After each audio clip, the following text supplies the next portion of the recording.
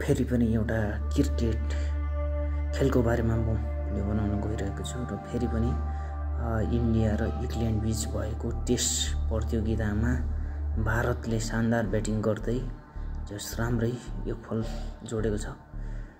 3 विकेटको क्षतिमा 359 run बनाएको छ 3 wicket क्षतिमा, अनि 7 विकेट बाँकी नै छ र यसमा चाहिँ शानदार ब्याटिङ गर्ने 4 जना प्लेयर यशवी जयसवाल, त्यसैगरी शुभमन गिल, त्यसैगरी केएल राहुल, त्यसपछि आएर ऋषभ पन्त एकदम राम्रो ब्याटिङ गर्दै जस राम्रो योगफल जोडेका छन्। राम्रो खेल्नु भएको छ टेस्ट खेलमा, शानदार युवा बल्लेबाज अनि युवा खेलाडीले राम्रो स्थान मौका पाएको छ जस धमिकादार गरेको छ र इंग्ल्यान्डलाई जस निकै चुनौतीपूर्ण खेल गरेको छ, राम्रो ब्याटिङ गरेको छ इन्डियाले।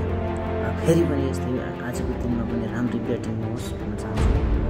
निकै राम्रो छ, रमाइलो छ है खेल हैन, एकदम शानदार ब्याटिङ गर्दै जस इन्डियाले धेरै राम्रो रन जोडेको छ।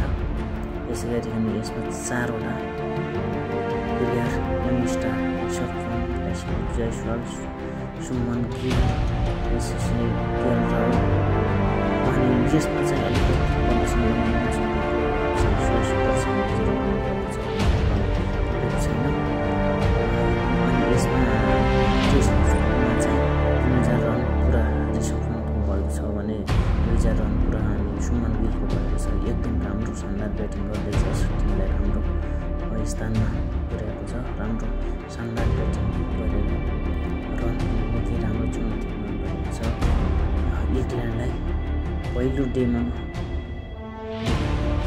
3 विकेटको क्षतिमा 359